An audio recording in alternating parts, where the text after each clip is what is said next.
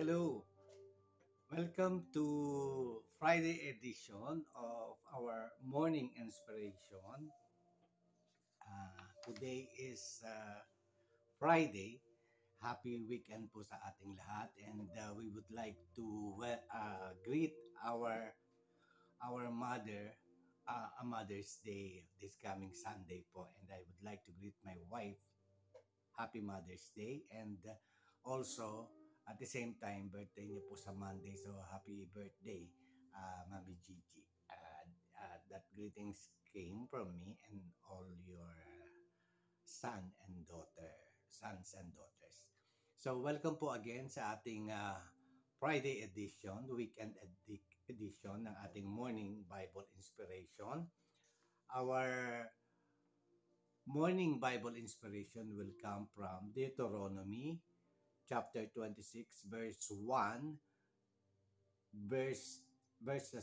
to 2. When you have entered the land of the Lord your God is giving you as an inheritance and have taken possession of it and settled in it, take some of the first fruit of all that you produce from the soil of the land and present them to the Lord your God. Yan po sa Deuteronomy chapter 26 verse 1 to 2. And another po sa Malachi 3:10, sinasabi po, bring the whole tithe into the storehouse that there may be food in my house. Test me in this, says the Lord. Yan po ay galing sa Malachi chapter 3 verse 10. So good morning po sa ating lahat. Again, this is the day that the Lord has made. We will rejoice and be glad in it. This morning po, the first thing that I would like to request for you to do is to look around you. Look around po sa saan man po kayo naroon, and most probably nasa bahay po kayo while listening this. Look around your house, your home, do po. And makikita po natin whatever our eyes could see, no po, lahat ng mga meron tayo sa ating loob ng bahay. Meron din po tayong car. We have all the furnitures and fixtures sa loob ng bahay natin. And let us look at our refrigerator. It is full of bountiful of blessings from the Lord.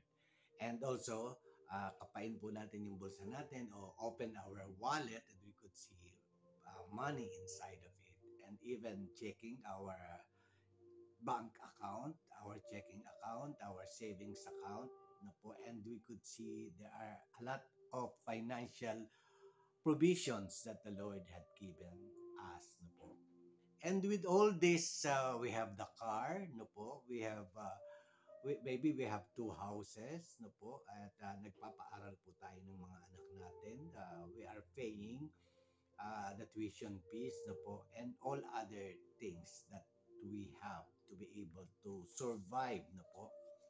Actually po, what I want to prove to you is that all of these are God's blessings, no po. Even our jobs, this is the job. Our job is not the real source of our finances, but actually yung pong right source nito ay ang ating Panginoon, no po. Siya po ang nagbigay sa atin ng job na ito. And if we have business, of course, we know na lahat ng everything that we need to be able to establish a business was given by God. Even po yung idea ng business na tinayo natin o plano nating itayo, it was all given by the Lord. Yung pong idea, yung pong plan, no po, it is from the Lord. The real source is the Lord, no po. And the initial investment that we have to put in on that business, no po. And lahat po ito ay galing sa Panginoon. Even our strength to be able to perform our duties sa ating mga work and to be able to run our business. Yan pong strength and talent, no po, the intelligence, the wisdom and the knowledge to perform everything, came from the Lord. So we could agree in one point, all of us could agree that nothing that we have really come from us. No po? Everything comes from the Lord. These are all blessing. Whatever kind of lifestyle or kind of living that we decide to have, whatever kind of life that we have, definitely po, the Lord had provided for that, for us, no po. In everything that we need, as the Lord promised that He will provide everything that we need, no po. He will never leave us nor forsake us. He will provide all the necessities to be able for us to live in this world, no po. Ang uh, nothing comes from us alone, but everything comes from the Lord. And that is the wonder of having our trust, confidence, and belief and faith in God, that He is the one who provided everything for us. Now, with all these blessings, there is one responsibility that we have to take, no po, that we seriously we should handle this kind of responsibility, and that is what we call stewardship. Being a good stewardship of all the blessings that we have received from the Lord, and whatever we will be receiving from the Lord, we have to be a good stewards of all the blessings that the Lord had provided for us. No po. When it comes to being a good steward, meaning we should manage very well all the blessings that we have received from the Lord. We should have learned to manage it in accordance with the purpose of the Lord. All that we have, no po, all that we have in this life. Being a good manager, meaning we know and we have the the the wisdom and the revelation from the Lord on how to use all that, and on how to use and how to take good care of all the blessings that came from the Lord, that the Lord has given us. So number one po yan in everything that we have. Uh, Dapat we have the responsibility to the Lord na to take good care, to be a good steward of all His blessing towards our life. Meaning, magagamit natin lahat ng mga pinagkaloob niya sa atin sa right purpose na bakit niya ipinagkaloob ito. Uh, uh, Dapat nakapokus tayo sa how we spend the money, how we take good care of all the of our homes, of our cars, of our furnitures and pictures, or dresses, and everything. We should know how to manage it. That is one of the responsibility that the Lord is looking for us na po. That we should learn to use all this blessing in accordance to the purpose of the reason why He had given us those blessings, those material or financial blessing, or whatever you have in your life. Even yung gifts and talents natin, we should properly use it to bring glory and honor to God. And one of the aspect of key of being a good steward of God's blessing, being a good manager of of God's blessing, is being seriously taught by the Bible uh, for all Christians. No po. Uh, the Lord continuously bless us, ano po, and to be a good managers of all God's blessings and provision in our lives. No, to be a good stewards of all this provision, there should be a certain instruction from the Lord that we need to follow. No po. Yun po yung ating point at subject matter this morning. We should give back, no, sa Panginoon. Ang sinabi po dito sa binasa natin sa Deuteronomy 26:1-2, when you have entered the land the Lord your God is giving you as an inheritance and have taken possession of it and settled in it, take some of the first fruit of all that you produce from the soil of the land and present them to the Lord your God. So ito po yung sinasabi natin po. Yung pong ating tithes, offering, and love gifts. So po, being a good steward of God's blessing and being a good managers of God's blessing, dapat po nasa plataforma ng ating being a good stewards of God's blessing ay is yung ating act of returning back to the Lord. And that is our tithes, no po, offering and love gifts to the church po, to the church that we are attending. Yung pong giving back to the Lord, meaning yung 10% po ng ating income or whatever forms, no po, that He blessed us, dapat po matuto po nating part of being a good steward and managers of God blessing is nasa plano po yung unang-una sa Panginoon, honoring the Lord by giving back the 10% of whatever income that we have received. No po. Yung first fruit ng ating effort, ng ating source, no po, na resources na ipinagkaloob ng Panginoon, we should nasa plataforma po dapat natin yung instruction ng ating Panginoon na to give back to Him 10% of whatever we have received from the Lord, from our job, from our businesses, and from whatever source of income na kinreate sa atin at binigay sa atin ng Panginoon. We should learn to return it back to the Lord. Po.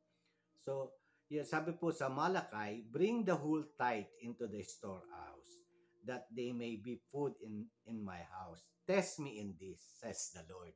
No po, so yun ang sabi sa Malakay. Minsan po, isa sa pinakamahirap na parte ng ating pagiging Kristiyano is yung ating submission to God. Actually po, we are required to submit every part of us in the Lord.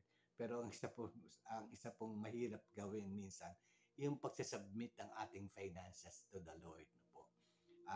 Yung pong act of yung pong pagbabalik sa Panginoon, yung pong tithes natin na nire-require ng Panginoon, no po, na gawin natin it is also an act of worship to the Lord, no po. Yung pong ating pagbibigay ng ating tithes, it's also considered as an act of worship because we are following His direction. Now, with all the things that I have given to you, I have one request, I have one instruction. Bring it back to me as our tithes, no po, sa church na ating kinabibilangan.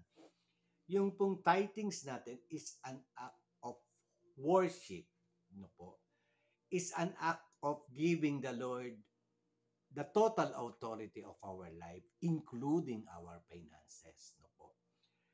This is an act of submission to the will of God because He instructed us to return back 10% of whatever we are receiving from the Lord. And it is also an act of gratitude to the Lord for giving us everything that we need. No po. So yung pong tithings natin is not just giving the money, but this is an act of worship, an act of acknowledging the authority of the Lord over our life, our finances, an act of submission because this is one of the instructions of the Lord to bring back the tithes, the 10% of whatever income we receive, the first fruit of our labor.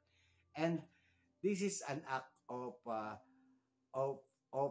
gratitude, being thankful for what we receive from the Lord. No po. So yung pong tithing natin, this is included in our submission to the Lord.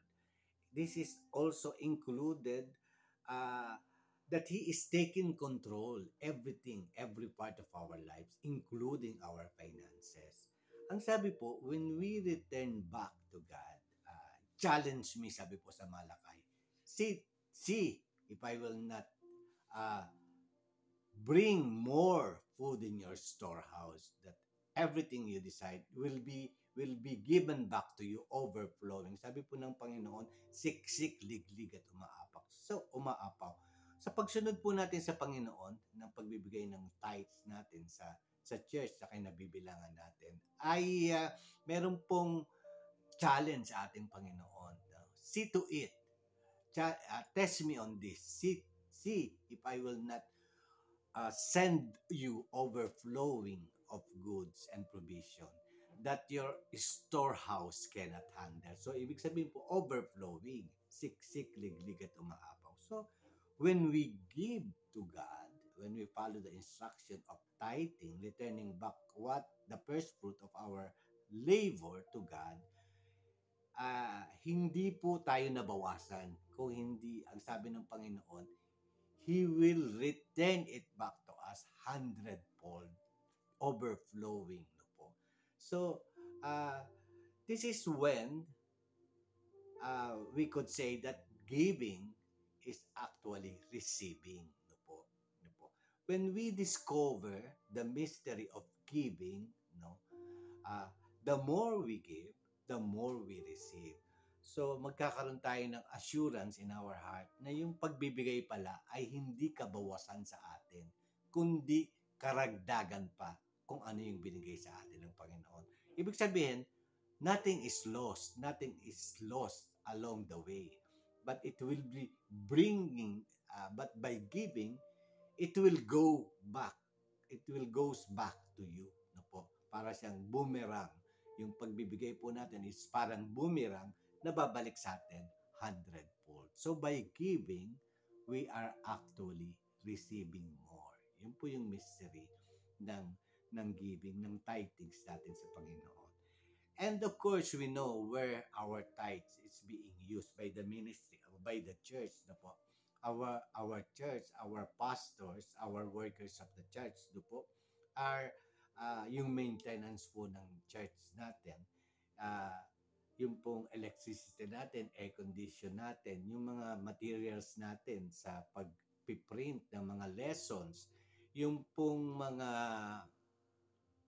mga gamit natin sa music ministry, yun pong pag-handle ng mga classes, no po, ng ating churches to be able for us to reach the maturity of our Christian life.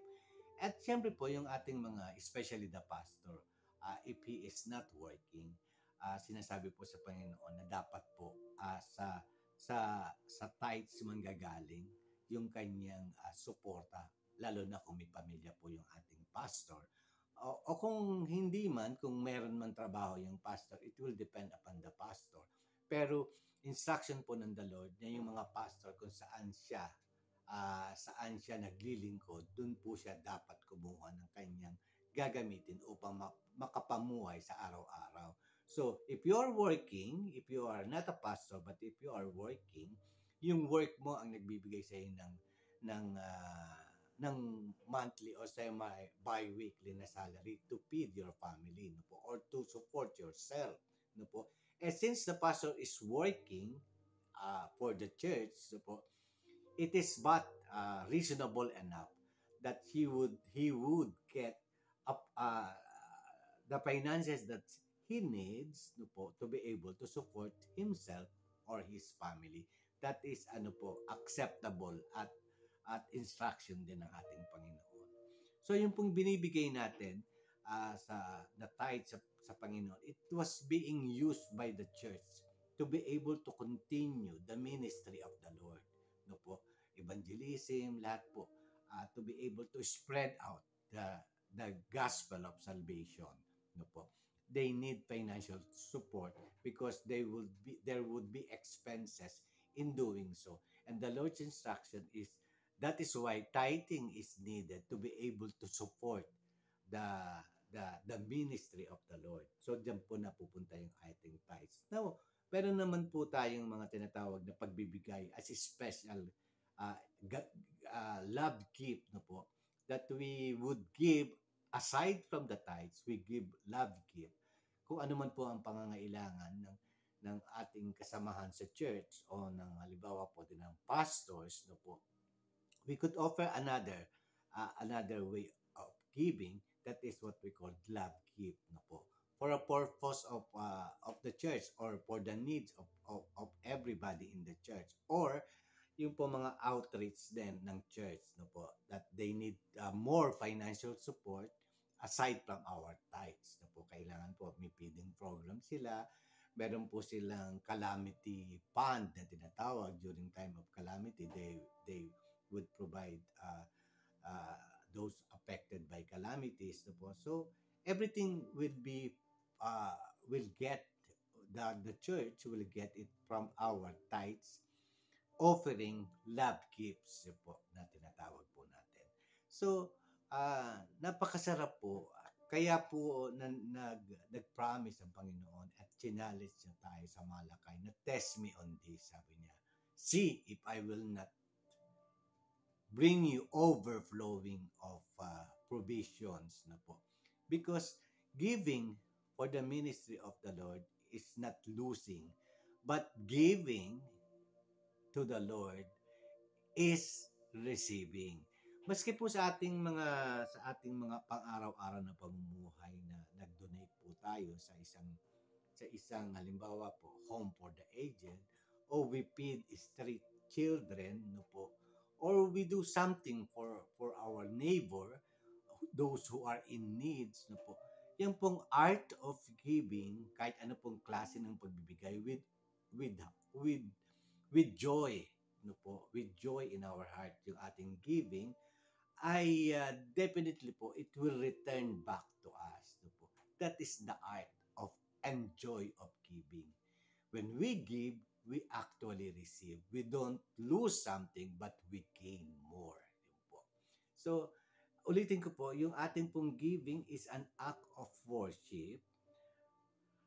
Yung ating pong giving is, or tithing, is honoring the authority of God's authority over our finances. Yung pong ating tithing is a submission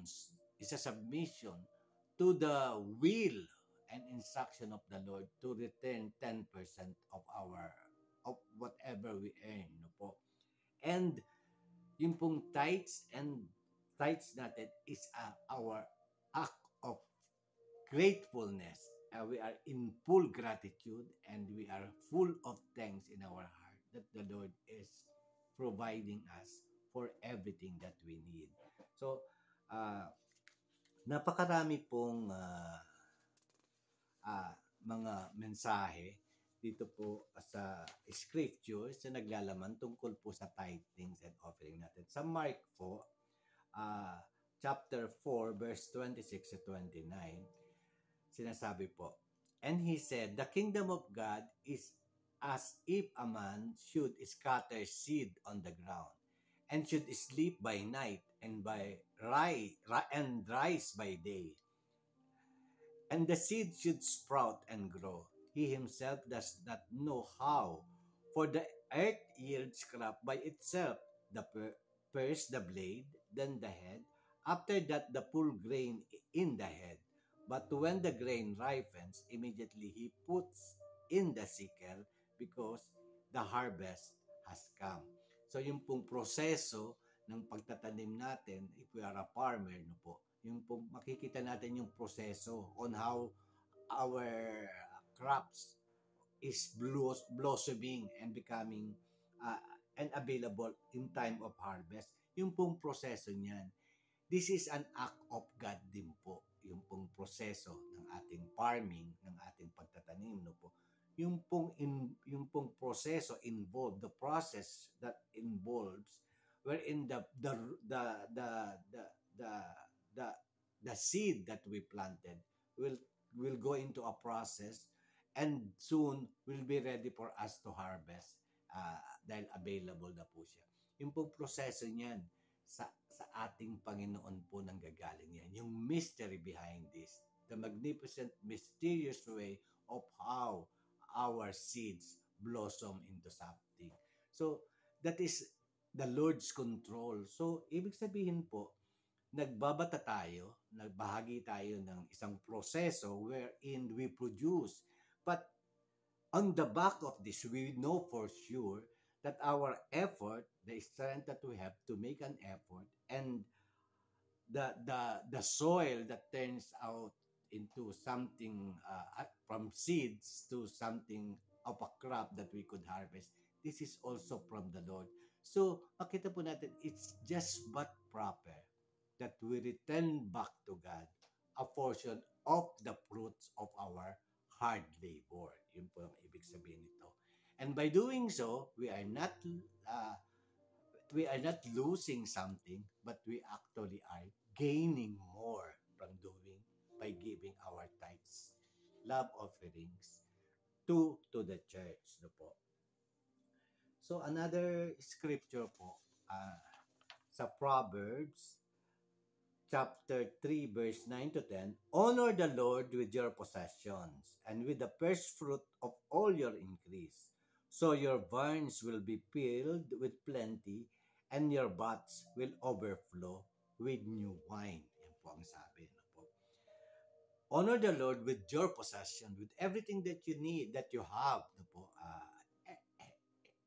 In reality, in its actual sense, everything that we have came from the Lord. So with that alone, we could be subjective ourselves to this mystery of giving. No po. Kasi without giving, we would not be receiving anything. But with giving, meaning we will receive. There is hope and anticipation of receiving because we give. Yun po, art po siya. Something beautiful, no po, hindi po siya kabawasan sa atin, but this is a mystery. Yung giving natin, we will expect, no po, that we will receive more than what we give. Yun po yung sinasabi dito, no? So, meron pa rin po sa 2 Corinthians chapter 8 verses 2 to 4, out of the most severe trial, their overflowing joy and their extreme poverty welled up in rich generosity. For I testify that they gave as much as they were able and even beyond. So sinasabi po dito sa 1 Corinthians, hindi lamang 10% yung po binibigay na tithes ng mga tao doon na po sa Church of Corinthians, but they are giving more than 10% because the overflowing of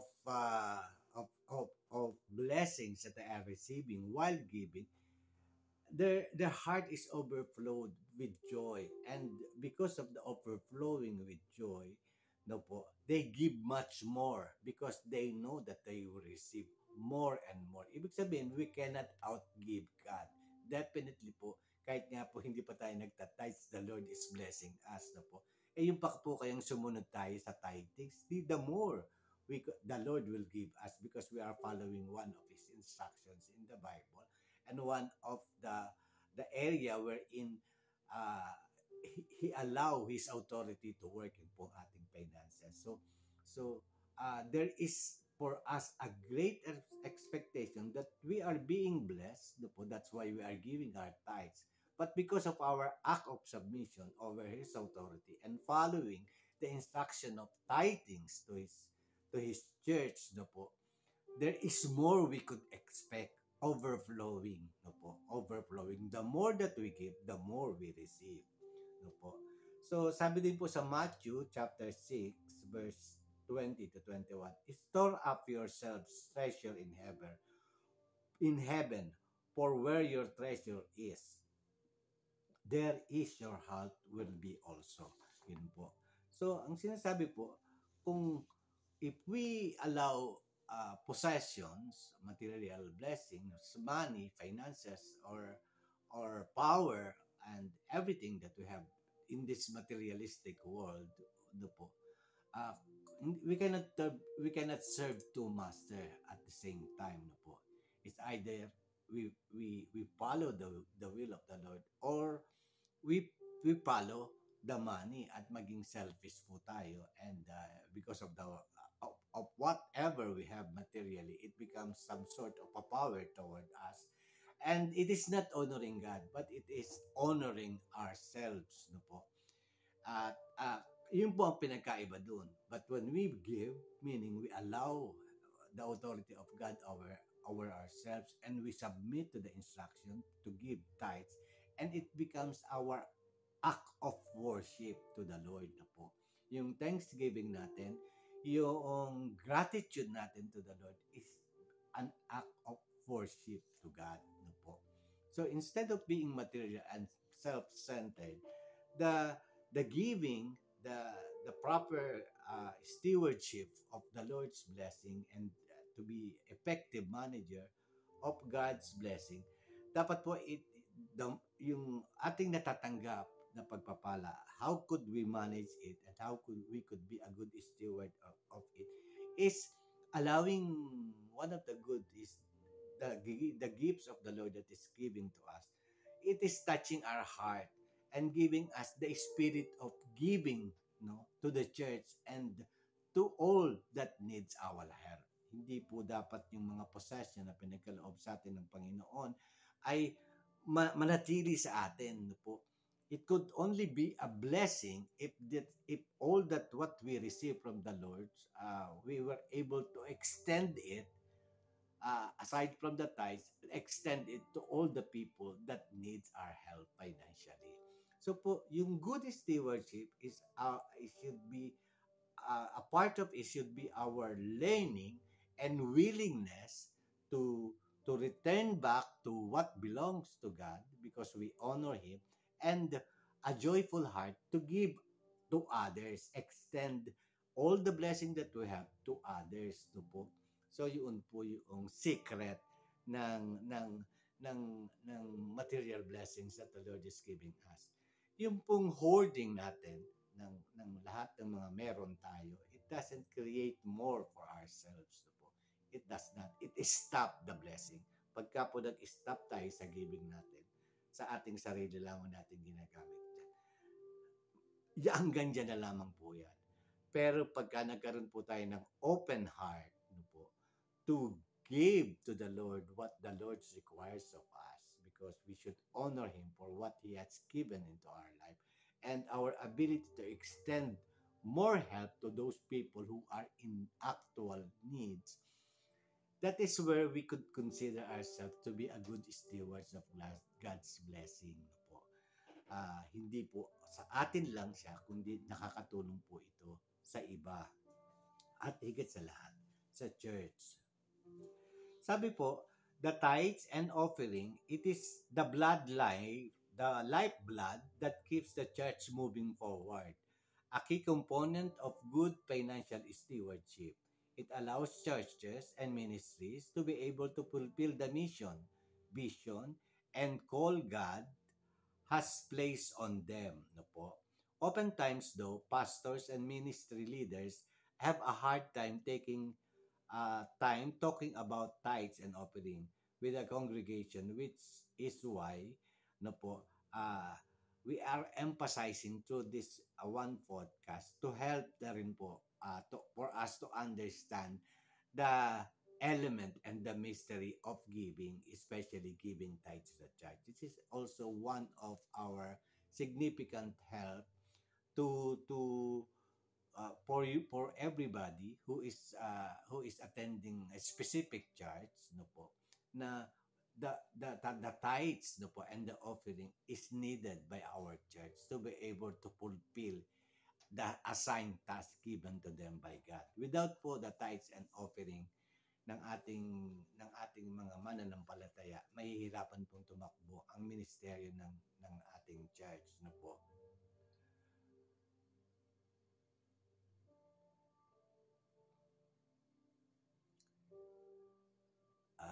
This one way of helping the church to for the for the body of Christ to open their hearts in tithings. This podcast is to help with not only increase the giving at your church, but also help ministry leader to feel comfortable and confident talking about generosity from the pulpit. Each and every one of the of the body of Christ should uh, refer, no po, and look unto the Bible, no po, so that we could be confident, and we could totally agree that tithing is not losing, but tithing or giving is actually receiving. Yun po. No po. So, uh, what's the most important thing you do?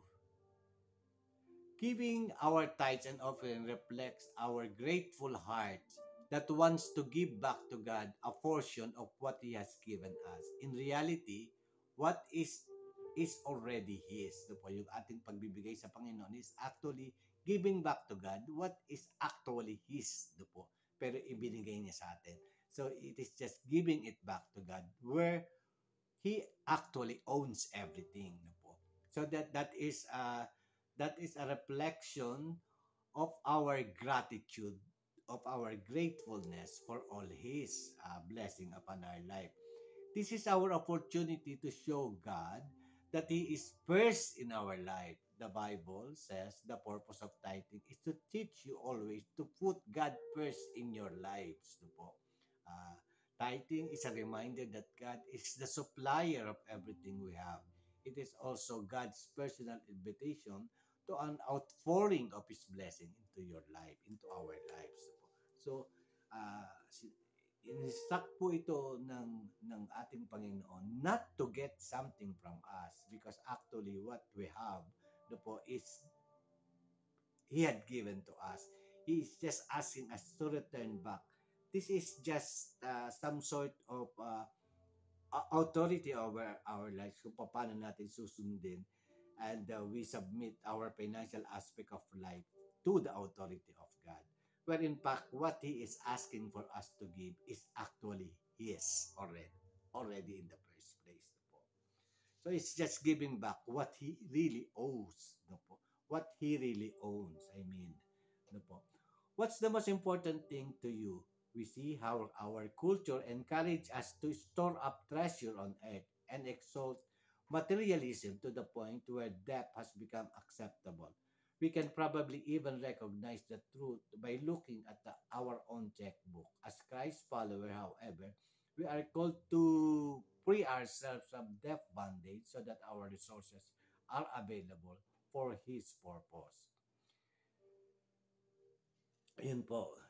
God uses the tithe as an investment where everyone involved get a return.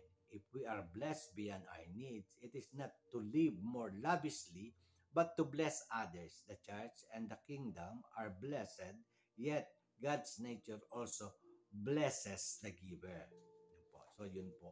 So, with that po, we hope that it opens our heart, no po, uh, to the mystery of giving, which is actually giving is not losing, but in reality, giving is receiving. Ano po? Yan po. Maraming salamat po sa atin lahat, and I hope this encourage us to participate in the ministry of giving in the church every time that we attend the church, and believing that the Lord will be giving us more. We cannot outgive the Lord. No po. The more we give, the more we receive. At ang pangako po ng ating Panginoon, siksik, liglig, at umaapaw. No po. And with that giving in our heart, no po, we will be having this heavenly feeling, no po, na parang na-submit natin sa Panginoon yung totality ng ating buong pagkatao. Minsan po kasi ito yung mas mahirap gawin. Pero when we start doing the tithings in our church and helping one others, and we experience how the Lord will going to bless us more, because blessed na po tayo, or else the Lord will not be talking about the first fruit of your hard labor. He is confident that He has given us already the resources, no po, and He just addressing the need to return back. Pero definitely, the blessed na po tayo ng Panginoon. That's why He was talking for us to give 10% of His blessing back to Him. But when we tithe or give or help other people, the more that we will be blessed by the Lord. Parang yung ating giving is an investment, no po, is an investment, no po. Ito po yung klase ng ihiwalay natin for a moment, and then it will return back to us hundredfold. May profit po, may interest na kasama, because the Lord's promise na test me on this.